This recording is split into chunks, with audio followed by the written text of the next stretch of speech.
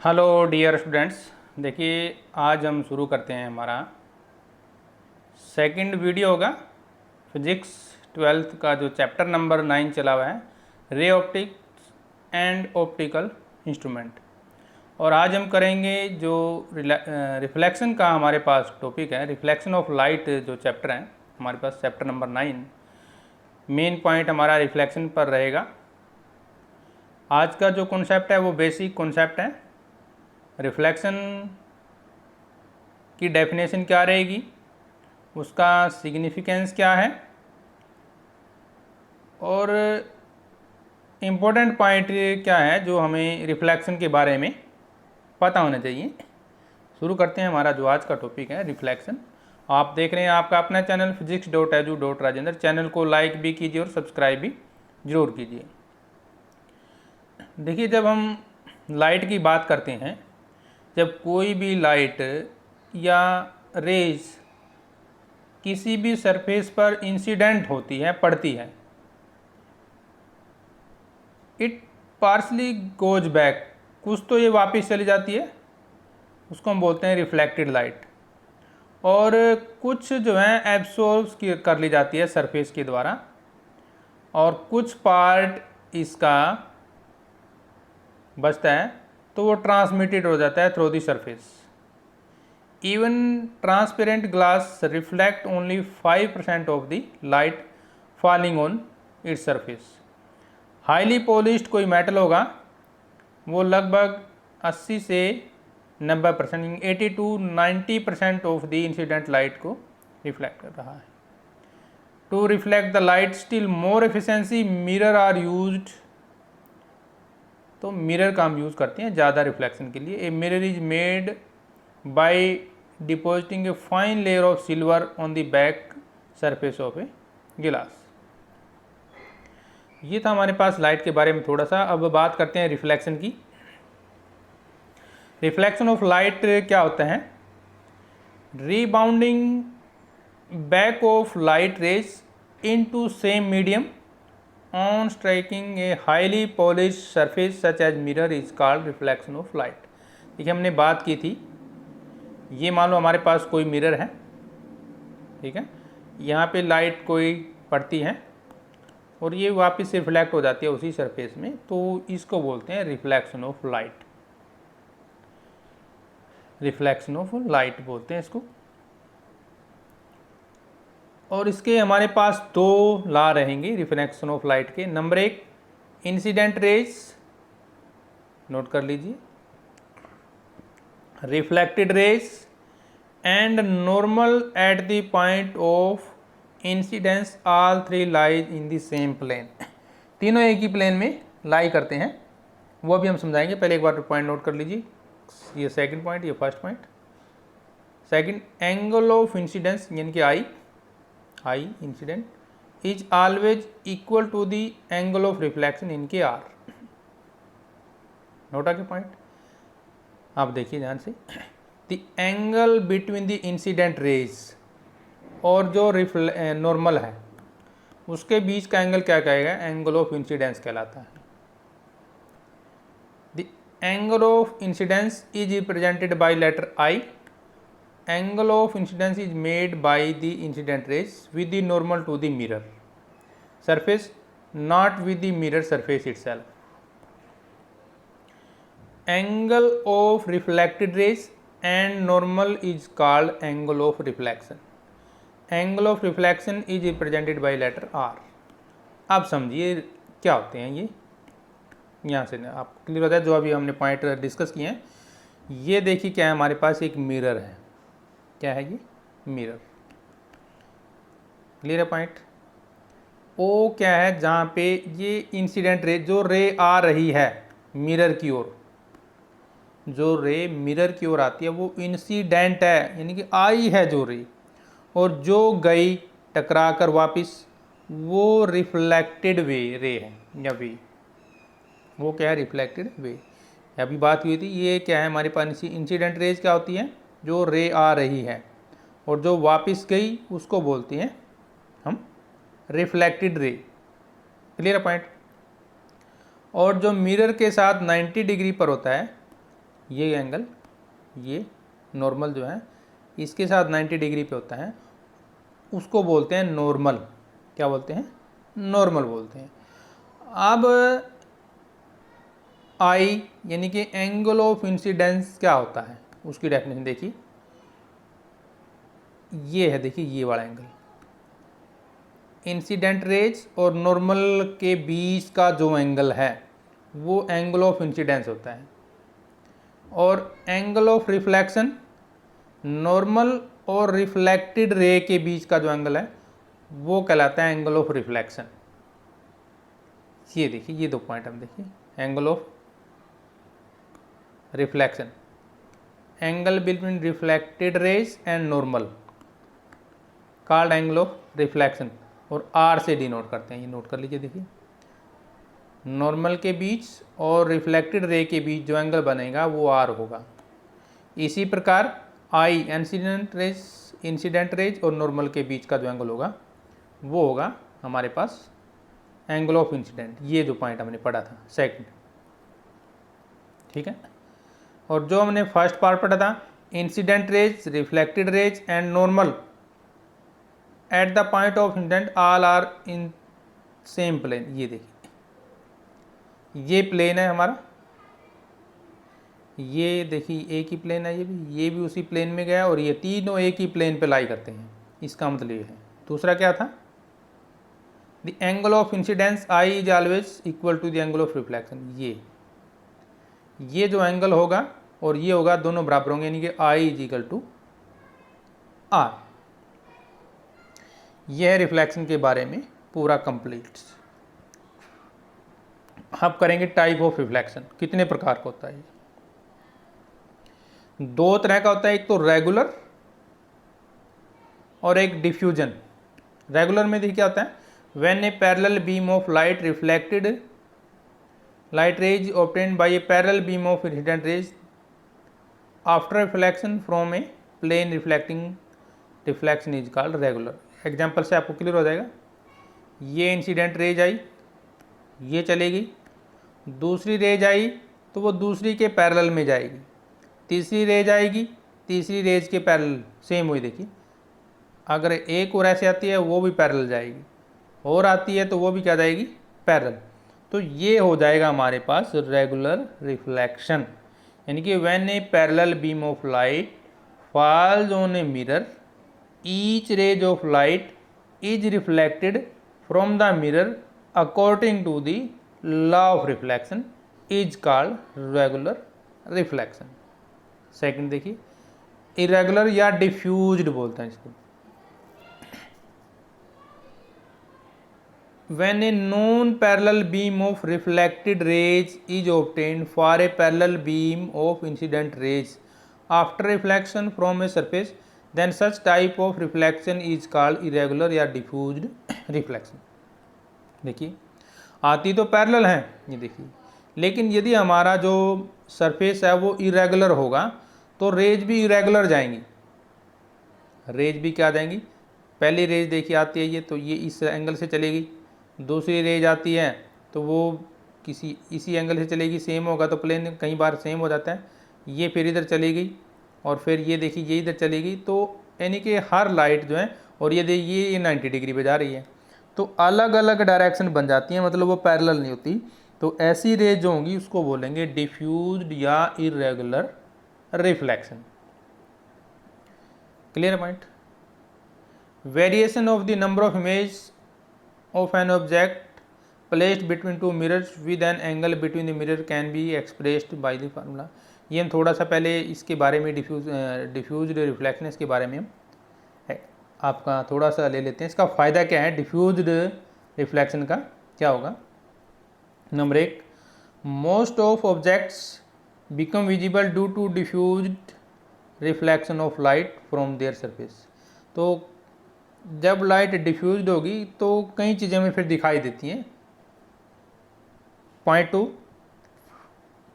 अगर diffused reflection ना हो, an object would appear either dazzling bright और क्वाइट डार्क। तो वो या तो डेजलिंग दिखाई देगा, या ब्राइट दिखाई देगा, या कुछ डार्क दिखाई देगा अगर डिफ्यूज्ड होगा।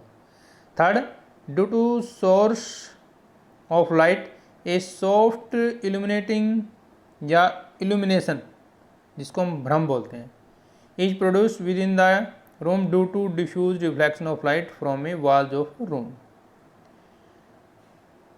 Fourth point, the sun rays undergo diffuse reflection from the dust particle. देखिए हमारे जो वायुमंडल है उसमें डस्ट पार्टिकल होता है हमें पास, ठीक है ना, तो इसलिए जो सन रेज जब उन डस्ट पार्टिकल पर पड़ती है तो रिफ्लेक्शन डिफ्यूज होता है। जिस तरह से ये दिखा रहे हैं, देखिए हमारे पास मान लो ये स्पेस है, पार्टिकल हैं छोटे छोटे, सन रेज यहाँ आएगी तो यहाँ पे रिफ्लेक्शन, यहाँ पे रे चलेगी, यहाँ से टकराएगी, यहाँ चलेगी, यहाँ से टकरा के यहाँ चलेगी, कोई यहाँ चलेगी, कोई यहाँ चलेगी, तो चारों साइड में देखिए क्या रोशनी आ जाती है। तो इसलिए तो जब शाम होती है ना, तो शाम को सूर्य छिपने के बाद भी हमें रोशनी दिखाई देती है। तो ये सारा डिफ्यूज्ड रिफ्लेक्शन का फिनोमेना है, यानी कि the sun rays undergo diffuse reflection from the dust particle in the air surrounding objects so as to produce a general illumination. In absence of diffuse reflection, the space is shade, space where sun rays cannot reach due to object coming in their path would appear almost totally dark. देखिए हमारे कमरे में देखिए सूर्य की रोशनी नहीं होती, लेकिन फिर भी अंदर हमारे कमरे में रोशनी होती है। क्यों? जो डस्ट पार्टिकल होते हैं वो लाइट को डिफ्यूज़ कर देते हैं, रिफ्लेक्शन डिफ्यूज हो जाता है और पूरे के पूरे कमरे में हमारे लाइट होती है, इवन सूर्य की किरणें हमें अंदर ना भी आनी चाहिए, ठीक है ना। तो ये तो थोड़ा सा सिग्निफिकेंस जो हमारे पास डिफ्यूज रिफ्लेक्शन था, यानी कि इरेगुलर रिफ्लेक्शन है। हर रिफ्लेक्शन की अपनी अलग अलग पॉइंट होते हैं, तो ये देखिए इरेगुलर रिफ्लेक्शन भी हमारे लिए कितना इंपॉर्टेंट है। अब देखिए एक फार्मूला आपके लिए लेकर आते हैं, बहुत बढ़िया अच्छा फार्मूला है। Variation of the number of image of an object placed between two mirrors with an angle between the mirror can be described by simple formula 360 degree divide by angle between the mirror. मान लो दो mirror हमारे पास, तो इनके बीच में जो angle होगा उस पर डिपेंड करेगा, -1 कर देंगे। शॉर्टकट में लिख सकते हैं 360 by A angle of between the two mirror -1। Table से देखिए ध्यान से कैसे करेंगे। Serial number 1, value of 360 by theta even हो, यदि पोजीशन सिमेट्रिक हो तो नंबर ऑफ इमेज क्या होगी 360 बाई थीटा -1 सेम रहेगी इवन में। अगर एसिमेट्रिक हो तब भी सेम रहेगी, दोनों में कोई डिफरेंस नहीं आएगा। और जब देखिए 360 बाई ओड आ जाता है, 360 बाई थीटा ओड हो और वो सिमेट्रिक हो तो वैल्यू करेगी 360 डिवाइड बाई थीटा -1, मतलब 3 कंडीशन हमारे पास सेम रहेंगी। लेकिन यदि एसिमेट्रिक भी हो और ओड भी हो तो फिर हमारे पास नंबर ऑफ इमेज क्या रहेंगी 360 बाई थीटा। इसके लिए एक एग्जांपल देखिए, मान लो हमारे पास ये दो मिरर दिए गए हैं, ध्यान से देखिए। एंगल पहले में 20 डिग्री दिया है, दो मिरर के बीच में एंगल दिया है देखिए, और 40 डिग्री दिया गया है, इधर से 40 डिग्री और 10 डिग्री दिया गया है, और ये बीच में पॉइंट हो दिया गया है। Find the number of image form according to the given in the above figure. Object क्या है हमारे पास सिमेट्रिकल है, सिमेट्रिकल ऑब्जेक्ट आपको बताइए। सिमेट्रिकल ऑब्जेक्ट क्या होते हैं जब दो बॉडी आपस में एक दूसरे को पूरी तरह ढक लेती हैं। जैसे हमारे हाथ हैं, हाथ दूसरे हाथ को बिल्कुल ढक लेता है और वो दूसरा हाथ दिखाई नहीं देता। स्केयर के ऊपर स्केयर रखेंगे तो वो क्या होगा सिमेट्रिकल हो गया, ठीक है ना।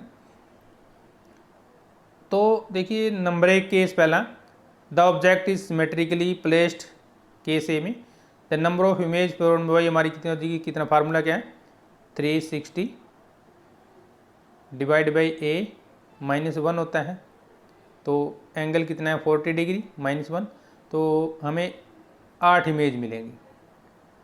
द ऑब्जेक्ट इज एसिमेट्रिकली प्लेस्ड होगा यदि, केस बी लेके यदि हम चले देखिए, ठीक है ना।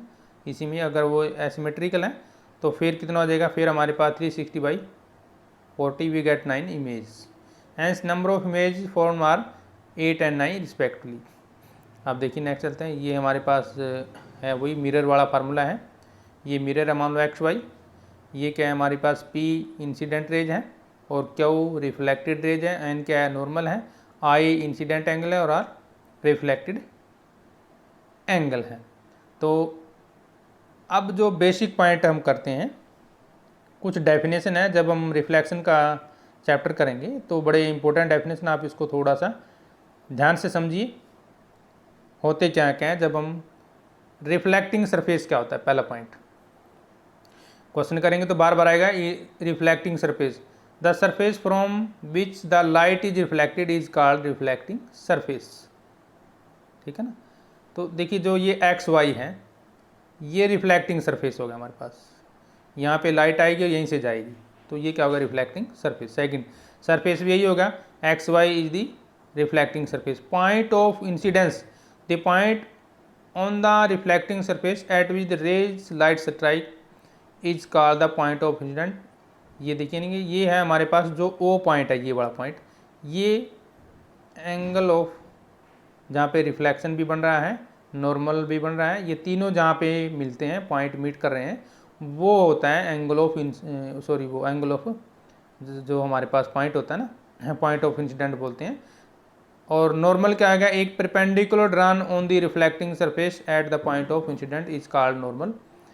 इन diagram O N is normal, ये ओ एन, ये पॉइंट हमारे पास नॉर्मल हो जाएगा। ठीक है, परपेंडिकुलर होता है एक्स वाई प्लेन के। नॉर्मल हो गया हमारे पास। इंसिडेंट रेज आपको पता ही है, जो रे फॉल कर रही है और फिर रिफ्लेक्ट होकर जाएगी, वो इंसिडेंट रे हो जाएगी। इसी प्रकार reflected rays, the rays of light reflected from the reflecting surface from the point of incident is called reflected rays. तो ये हमारे पास ओ क्यू क्या होगी, रिफ्लेक्टेड रेज हो जाएगी। ठीक है, और ओ पी क्या होगी, इंसिडेंट हो जाएगी, और ओ एन क्या होगा, नॉर्मल होगा। ये पॉइंट नोट करते जाइए। एंगल ऑफ रिफ्लेक्शन आर हो जाएगा, और एंगल ऑफ इंसिडेंस हमारे पास क्या हो जाएगा, ये देखिए नोट कर लीजिए। डेफिनेशन आप बाद में भी देख सकते हैं। ये एंगल ऑफ इंसिडेंस हो गया और ये एंगल ऑफ रिफ्लेक्शन हो जाएगा। ठीक है, डेफिनेशन हमने पहले भी इसकी रिपीट कर दिया, आप यहाँ से देख सकते हैं। एंगल ऑफ इंसिडेंस की डेफिनेशन यदि आपने लिखनी है, और ये एंगल ऑफ रिफ्लेक्शन की डेफिनेशन। प्लेन ऑफ इंसिडेंस वही हमारा जो एक्स वाई है, वो प्लेन ऑफ इंसिडेंस रहेगा हमारे पास। ठीक है, प्लेन ऑफ रिफ्लेक्शन भी वही हमारे पास क्या रहेगा, एक्स वाई रहेगा। ठीक है, प्लेन ऑफ रिफ्लेक्शन बोलते हैं इनके, एक्स वाई। अब देखिए स्फेरिकल मिरर के बारे में बात करते हैं। ठीक है, अभी हम प्लेन मिरर के बारे में बात कर रहे थे, अब बात करेंगे स्फेरिकल मिरर के बारे में। स्फेरिकल मिरर क्या होता है, the portion of a reflecting surface which form part of a sphere is called spherical surface. देखिए मान लो हमारे पास, हम आपको थोड़ा सा एग्जांपल दे देते हैं। ये क्या है, मान लो कोई मिरर है। ठीक है, इसका यदि हम एक पार्ट, छोटा सा पार्ट ये काट लेते हैं, तो ये हमारे पास इस तरह से आ जाएगा, कट के कहीं से भी काट लो, ये कटा हुआ थोड़ा सा पार्ट हो गया एक मिरर का, तो इसको बोलते हैं स्फेरिकल मिरर। क्या बोलते हैं, स्फेरिकल, यानी कि portion of a reflecting surface which forms a part of a sphere is called spherical mirror. तो consider a hollow glass sphere, if a small portion of the hollow sphere where is cut along a plane and silvered, it serve as a spherical mirror। मान लो यहाँ से हम थोड़ा सा यहाँ से काट लो, या यहाँ से काट लो, ये मिरर है, कहीं से भी काट लो थोड़ा सा पार्ट, तो वो हमारे पास क्या हो जाएगा, एक स्फेरिकल मिरर हो जाएगा। और जो स्फेरिकल मिरर होता है उसमें हम पॉइंट वो ये देखिए, अब ये जैसे प्लेन मिरर था हमारे पास, पहले हम ऐसे ले रहे थे ना मिरर को, अब ये मिरर का काम करेगा। ये प्लेन हो गया हमारे पास, प्लेन सरफेस होगा, ये मिरर का सरफेस हो जाएगा। तो जो ये रे आ रही है हमारे पास, लाइट रे जाएगी, यहाँ से टकरा के वापस यहाँ जाएगी। इसी प्रकार इसके पैरेलल दूसरी लाइट आएगी, टकरा के यहाँ जाएगी, तो वो एफ पर मिलती है और इसको बोलते हैं फोकस। और ये सारे का सारा रिफ्लेक्टिंग सरफेस होगा।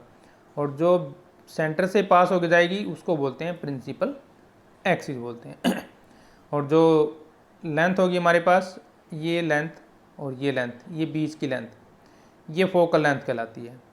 एफ और वी क्या कहलाएगी, फोकल लेंथ। और ये सेंटर ऑफ कर्वेचर होता है हमारे पास सी, और सी से लेकर के जो, यानी कि यहाँ से लेकर के यहाँ तक की जो डिस्टेंस होगी उसको बोलते हैं आर, रेडियस ऑफ कर्वेचर बोलते हैं। ये ध्यान से देखिए, ये फिगर दोबारा देख लीजिए, इसको किस तरह से करेंगे। ये मान लो हमारे पास क्या है, मिरर है।